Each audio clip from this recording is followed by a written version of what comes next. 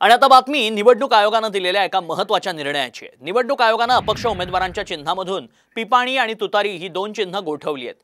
नाशिकमधल्या भगरे पॅटर्न नंतर शरद पवारांनी या संदर्भात आयोगाकडे तक्रार केली होती।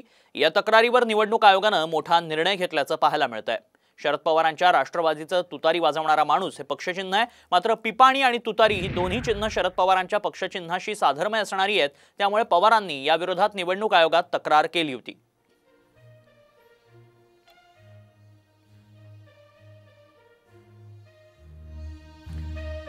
दिंडोरी मतदारसंघातील भगरे पॅटर्न सर्वांच्याच लक्षात राहिला। हा पॅटर्न नेमका काय होता तर शरद पवारांच्या राष्ट्रवादीचे भास्कर भगरे विजयी झाले,